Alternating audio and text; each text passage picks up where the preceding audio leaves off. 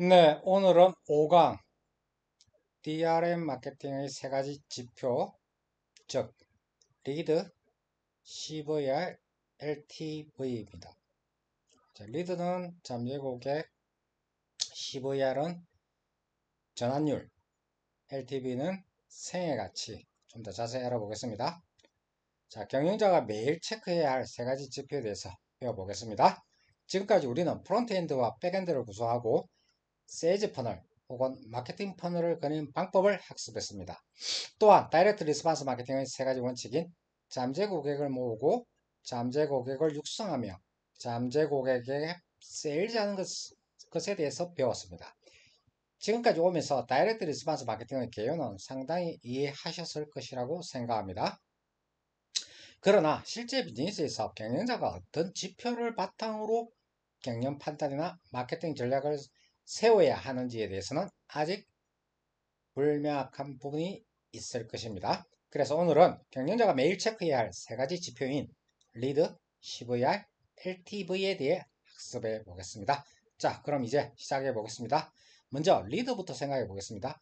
리드를 늘리기 위해서는 무엇이 필요할까요? 이 리드는 잠재 고객이라고 했죠. 그렇다면 잠재 고객을 늘리기 위해서는 무엇이 필요할까요? 라고 질문할 수 있을 텐데요.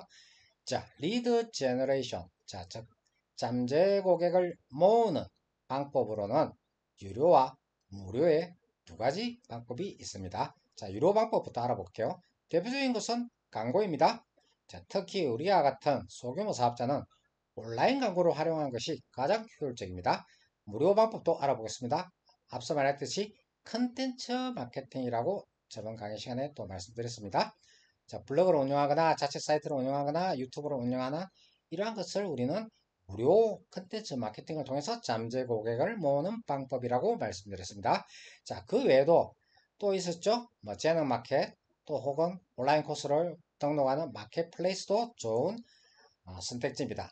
자, 왜냐하면 자동으로 고객을 모아주기 때문입니다. 자, 이야기가 조금 벗어났지만 예전에는 스스로 고객을 모을 수 없다면 비즈니스를 시작할 수 없었습니다. 그러나 이제 마켓플레이스 덕분에 제품과 서비스만 만들면 비즈니스를 시작할 수 있는 환경이 점차 확대 마련되고 있습니다. 자, 본론으로 들어가서 리드를 늘리기 위해서는 주로 광고와 컨텐츠 마케팅을 활용할 필요가 있습니다. 그러나 구체적인 전략을 실행하기 전에 우리가 먼저 해야 할 일이 있습니다. 중요합니다. 자, 그것은 바로 나의 사부가 서비스 포지셔닝입니다. 자, 포지셔닝이란 잠재 고객의 관점에서 본 자사의 위치를 의미합니다. 자, 이 포지셔닝이 독창적이거나 차별화되어 있지 않다면 잠재 고객이 관심을 가지지 않습니다. 자, 예를 들어서 당신이 온라인에서 영어 교재를 판매하고 있다고 가정해 볼게요.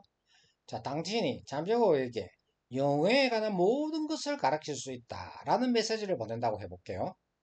그러나 이 메시지는 아무도 당신에게 관심을 가지지 않을 것입니다. 왜냐하면 영어를 가르칠 수 있는 사람은 세상에 너무 많습니다. 잠재 고객이 굳이 당신을 선택할 이유가 여기에는 메시지에 담겨 있지 않기 때문입니다. 마케팅에서는 모든 것을 할 수 있다는 것은 아무것도 할 수 없다는 것과 같은 말이라고 합니다. 즉, 당신은 영어 강사라는 큰 틀 안에서 자신의 위치를 명확해야 합니다. 예를 들어서 토익 점수 향상에 초점을 맞춘 개인 트레이닝이라는 포지셔닝을 한다고 하겠습니다. 이 경우에는 회사에서 성적을 위해서 단기간에 토익 점수를 올려야 하는 사람들을 그런 사람들이라면 높은 가격에도 불구하고 등록할 가능성이 있습니다. 이처럼 리드 제너레이션, 즉 잠재 고객 모집에서는 먼저 포지셔닝을 명확하게 하고 독창적이고 차별적으로 설정하는 것부터 시작해야 합니다. 자, 다음으로 두 번째 지표인 CVR, 전환율입니다. 컨버전 레이트라고 합니다. 자, CVR을 높이기 위해서는 세 가지를 고려해야 합니다. 그것은 디자인, 자, 메시지와 디자인이라고 합니다. 자, 디자인, 메시지, 자, 그리고 오퍼, 그리고 세일즈 카피라이팅입니다.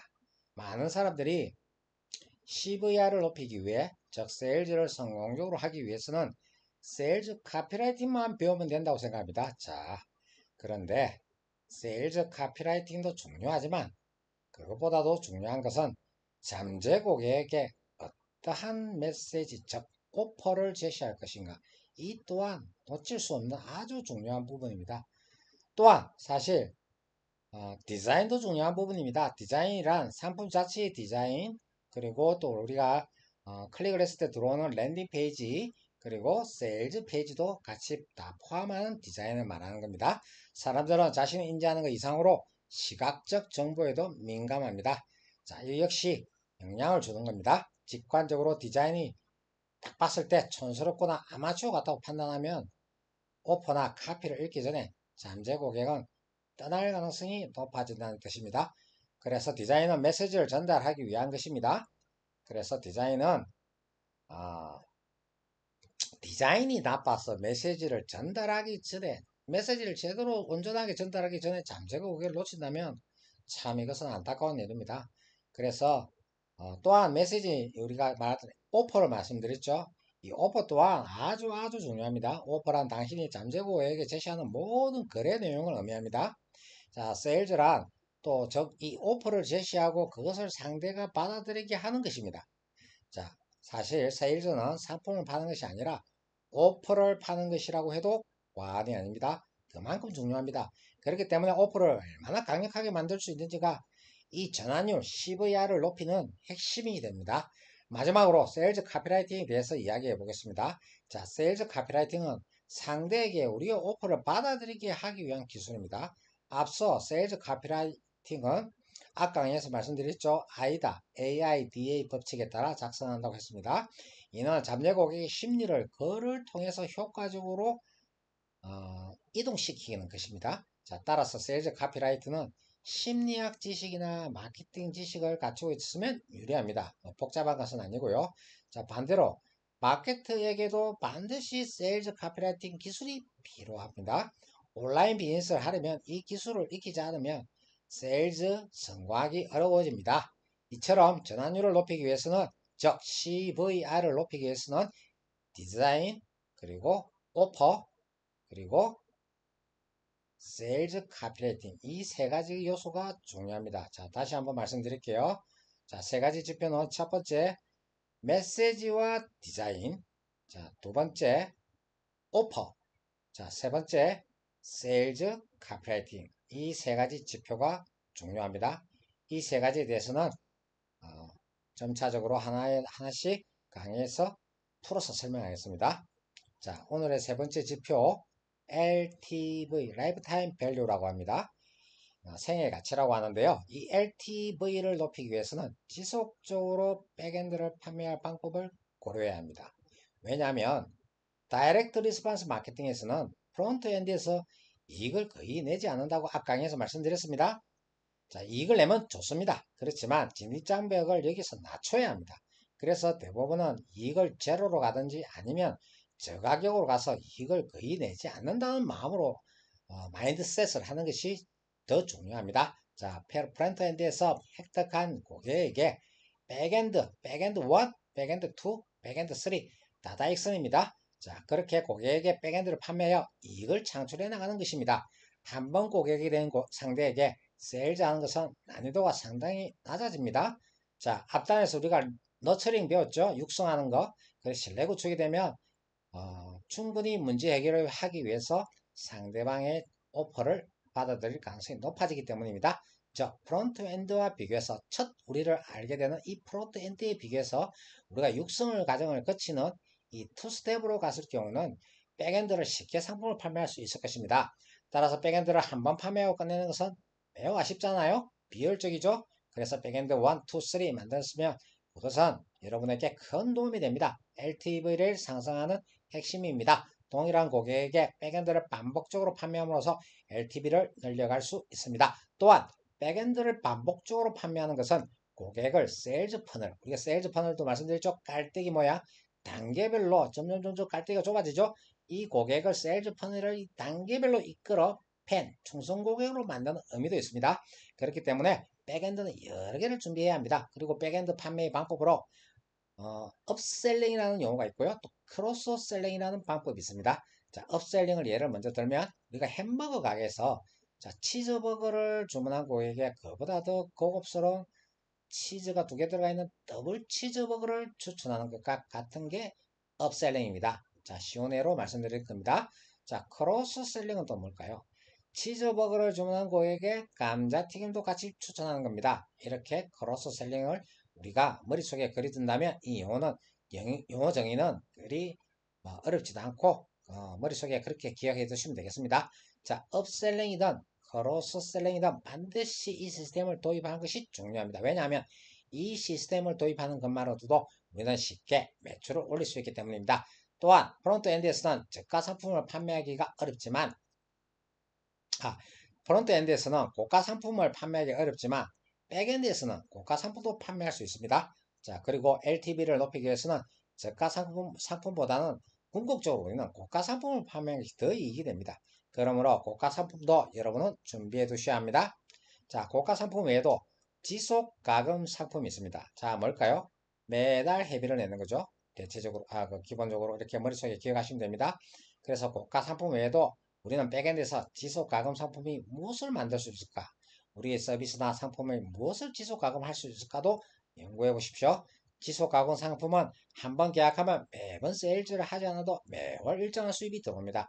따라서 비즈니스가 안정되고 별다른 작업 없이도 지속적으로 백엔드를 판매하는 상태가 되어 LTV, 즉 생애 가치 향상에 기여합니다. 자, 이처럼 LTV를 높이기 위해서는 업셀링, 크로스셀링 그것을 도입하고 또 고가 상품 백엔드 1이죠. 또 고가 상품 백엔드 2죠. 또 뭐 그렇게 백엔드 2, 3 계속 만들 수 있습니다. 자, 그리고 또 지속 상품을 판매한다. 이 세 가지가 포인트였습니다. 자, 여기까지 들으면서 백엔드를 많이 준비해야 하니 상품과 서비스 제작이 어려울 것이라고 생각할 수도 있습니다. 자, 만약 모든 상품과 서비스를 직접 준비할 수 없다면 다른 사람과 상품 서비스를 같이 판매하는 것도 가능합니다. 이른바 리드 제너레이션을 통해서 고객을 모아놨기 때문에 그것을 필요로 하는 상품과 서비스를 가진 사람들이 있습니다. 우리는 그것을 협업을 한다 혹은 제휴를 한다. 그래서 이때 사용하는 것을 우리는 제휴 마케팅, 영어로는 어플리에이트라고 합니다. 타사의 상품을 당신이 판매하여 자, 다른 사람의 상품과 서비스를 내가 대신 팔아주는 겁니다. 그렇게 해서 전체 매출에서 일부를 내가 받는 것입니다. 이렇게 협업도 가능합니다. 자, 어떻습니까? 오픈 채팅방을 보겠습니다. 자, 오픈 채팅방에 1500명이 있습니다. 자, 그런데 오픈 채팅방의 주인이 계속 백엔드를 만들 수 없지 않겠습니까? 그러니 이 오픈 채팅방에 있는 타겟에게 어울리는 상품과 서비스를 가진 사람과 공동으로 같이 강의를 진행하게 됩니다. 이렇게 해서 수익을 배분하는 겁니다. 이런 것도 가능하기 때문에 모든 상품과 서비스를 내가 만들 필요 없다는 것입니다. 자, 이렇게 이해해 주시면 되겠고요. 이런 이야기를 하면 고객이 타사로 넘어갈까? 나의 단톡방에는 1500명이 다른 데로 넘어갈까? 걱정하는 사람도 있지만 자, 글쎄요. 제 생각은 그렇습니다. 그럴 필요는 없습니다. 자, 리드 너처링을 통해 리드 뭡니까? 잠재 고객 너처링 뭡니까? 육성 교육이라고 했죠. 잠재 고객을 교육하고 신뢰를 구축했습니다. 그렇게 고객과 신뢰관계를 구축해 왔다면 애초에 고객은 사실 누구의 것도 아닙니다. 언제든지 그들은 나에게 이득이 되지 않는다면 언제든지 떠날 준비가 되어 있습니다. 이 점을 잊지 마십시오. 언제든지 고객은 떠날 준비가 되어 있다. 고객도 바보가 아닙니다. 타사에 더 좋은 상품이나 서비스가 있으면 저렴한 상품이 있고 가치가 있다면 거리로 이동합니다. 당신이 가만히 있어도 스스로 옮겨갑니다. 그러니 어필리에이트를 해서 고객을 뺏긴다는 것은 글쎄요. 제 생각은 비즈니스 마인드에서 조금 부족하다고 저는 생각합니다. 자, 게다가 그런 고객과는 사실 떠날 사람은 떠납니다. 장기적인 관계가 유지하기 어렵습니다. 떠날 사람은 떠난다 잊지 마십시오. 그렇다면 처음부터 타사의 매력적인 상품을 당신이 소개해주고 이를 통해 그 고객이 문제를 해결할 수 있다면 그것이 더 유익하지 않을까요? 고객으로부터 더 신뢰를 얻을 수 있습니다. 내가 모든 것을 문제를 해결해 준다고만 압박감을 받으시지 마십시오. 고객은 언제든지 문제 해결을 해줄 사람이 있으면 떠날 준비가 되어 있습니다. 그러니 떠나기 전에 먼저 내가 그 고객의 문제를 해결해 줄 수 있도록 내가 직접 하든지 그것이 안 되면 협업을 통해서 그 사람의 문제를 해결해주고 수익도 배분하면 됩니다. 이해되시죠? 그러므로 타사의 상품을 판매한다고 해서 걱정할 필요는 없습니다. 하지만 모든 백엔드를 자사에서 준비할 수 있다면 과연 그게 최고 베스트입니다. 매출이 100% 당신의 것이 되니까 그 편이 저 낫습니다. 자, LTV에 대해서 대해서도 업셀링, 크로스셀링, 고가 상품, 지수 상품 대표적인 것을 말씀드렸습니다. 자, 이후 강에서 더 자세히 다룰 겁니다. 자, 오늘 5강에 간단하게 과제를 또 진행해 보겠습니다. 과제를 내겠습니다. 앞으로 비즈니스 시작할 때 리드, 잠재 고객이죠. CVR, 컨버전 레이터, 전환율이죠. 자, LTV, 라이프타임 밸류, 자, 생애 가치. 이렇게 세 가지 지표 중 어느 것부터 다루어야 할까요? 자, 여기 세 가지 리드, CVR, LTV 다 중요합니다. 근데 여기서 가장 먼저 우리가 어, 제일 중요하게 다뤄야 할 부분이 뭘까를 제가 질문을 드린 겁니다. 가장 먼저 개선해야 할 것은 무엇인지 한번 생각해 보세요. 당신이 앞으로 창업을 하거나 부업을 시작하는 경우 또는 비즈니스 초창기라면 먼저 우리는 전환율을 개선하는 것부터 시작해야 됩니다. 이 전환율이 중요합니다. 자, 오늘 좀 순서로 말씀드립니다.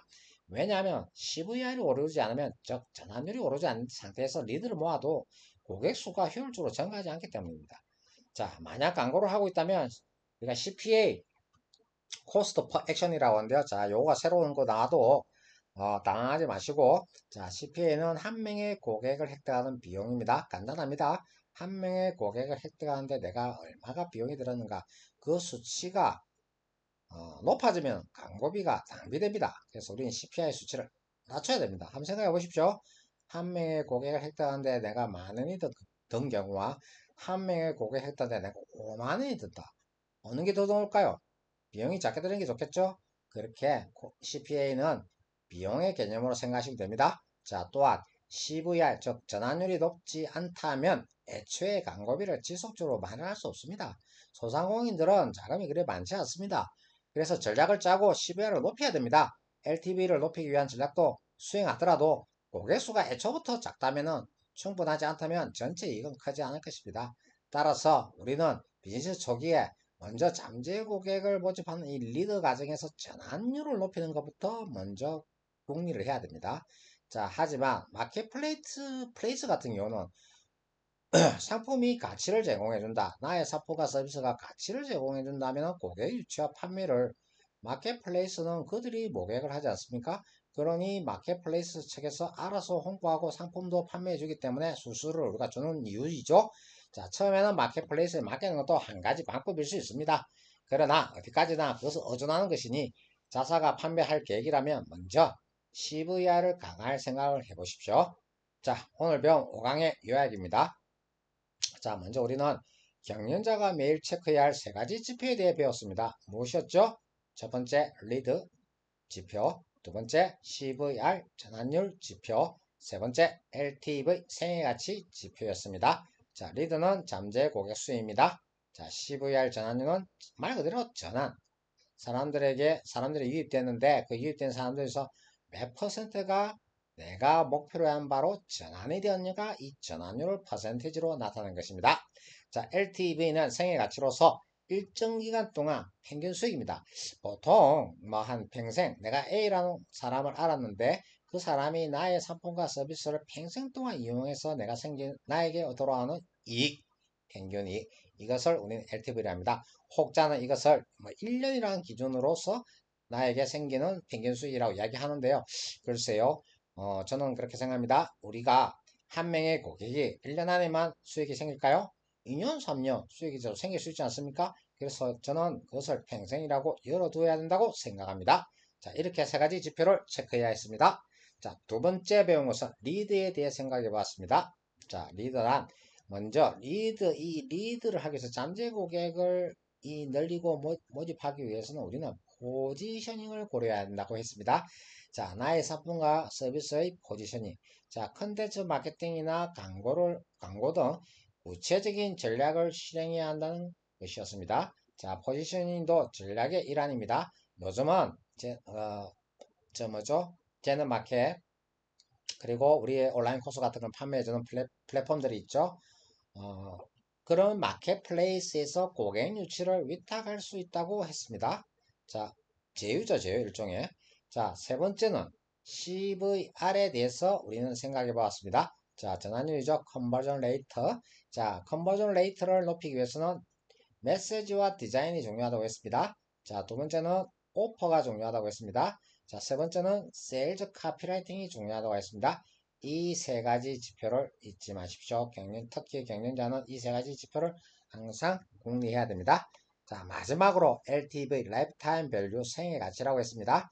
이 생애 LTV를 높이기 위해서는 우리가 준비해야 될 것은 업셀링 상품, 크로스셀링 상품, 고가 상품, 그리고 가능하다면 지속 상품도 도입하는 것이 좋다고 알려드렸습니다. 또한 백엔드는 여러 개를 준비하면 좋다고 했습니다. 백엔드 1, 백엔드 2, 백엔드 3, 다다익선입니다. 타사의 상품을 소개하는 내가 백엔드를 다 우리 한계가 있지 않습니까? 백엔드를 만드는데. 그러니 우리 타겟이 어떠한 고민을 가지고 있고 어떠한 니즈가 있고 어떠한 고통이 있고 어떠한 문제를 안고 있는지를 우리가 아주 중요하게 우리가 거기에 내 땀을 좀 흘려서 분석해 한다면 내가 백엔드 1, 2, 3를 만들다가 내가 만들 수 없다 하면은 그것은 그 문제 해결을 가지고 있는 타사의 상품과 서비스를 소개해서 제휴 마케팅을 활용하는 것도 좋은 방법이라고 했습니다. 이거 중요합니다. 자, 이제 경영자가 매일 체크해야 할 세 가지 지표인 리드, CVR, LTV의 개요를 이해하셨을 것이라 생각합니다.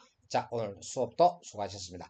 다음 시간에는 이제 좀 더 쪼개고 들어갑니다.